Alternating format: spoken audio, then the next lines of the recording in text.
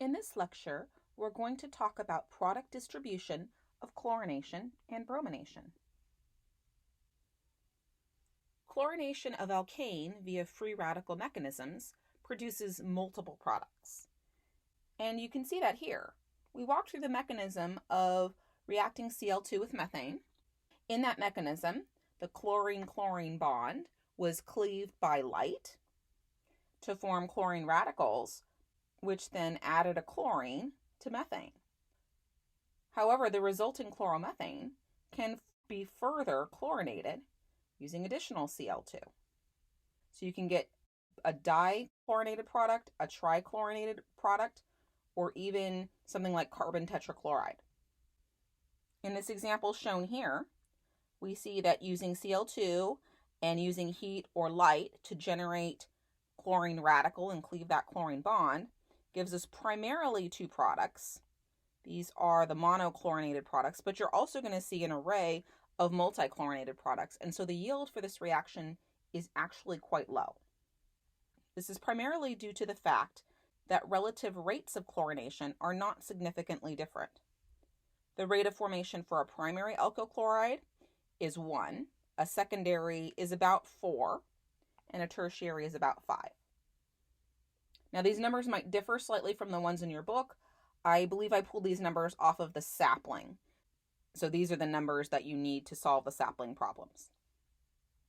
You'll see here that our tertiary alkyl chlorides do have a preference, and they are the fastest formed, but it's not super significant from the secondary or primary substrates. Bromination, however, is much more selective, and this actually proceeds pretty well. So we're going to take that same starting material that we had, butane, and with butane, if we try to brominate butane using heat or light to cleave the bromine-bromine bond, we get two products, primarily the product that goes through the secondary radical. And you can see that that's due to the fact that the increasing rate of formation for secondary alkyl bromides is much, much higher than that of primary alkyl bromides. Again, these numbers might not match exactly the ones in your book, but I believe these are the ones that sapling uses, so use these for your sapling homework. Let's compare again. We had that 98:2 ratio here, and if we flip back to chlorination, we had a 70:30 ratio, plus all of these multichlorinated products. So why is this different? Let's look at a reaction coordinate diagram to compare. You'll notice a few things here in this reaction coordinate diagram.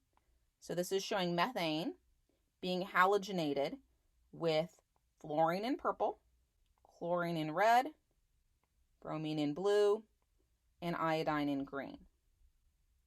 The slowest one is iodination, and the fastest one is fluorination.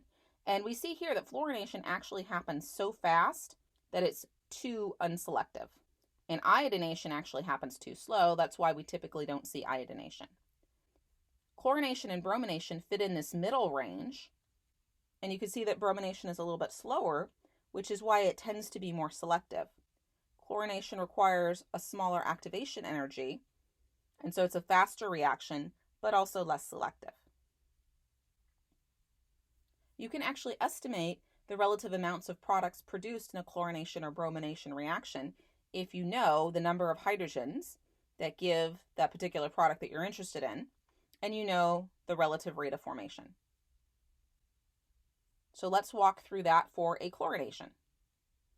To produce the secondary alkyl chloride shown here, we can replace any number of these red hydrogens over here. So there are 4 possible hydrogens that can react with a radical and lead to this product. And so that's where we get the 4 from. The 3.9 is the relative rate of formation. Let's go back. This is our relative rate of formation for a secondary alkyl chloride. So that's why we're using that 3.9 number. Okay, so then if we multiply the number of hydrogens times the relative rate, 4 times 3.9, we get 15.6. So that's the relative amount for the secondary alkyl chloride here. Now let's look at the primary. The primary has 1, 2, 3, 4, 5, 6 hydrogens that can react to give this product. So we have 6 hydrogens that can give the product, and the relative rate of formation for a primary alkyl chloride is 1. 6 times 1 is 6. Okay, so these are the relative amounts. To get to percentages, we just take the relative amount and divide by the total amount, then multiply by 100%. And if you do that, you get 70% of the secondary alkyl chloride and 28% of the primary alkyl chloride, which makes sense with our 70-30 ratio. And again, the ratio is 70-30, and we were actually able to calculate that manually.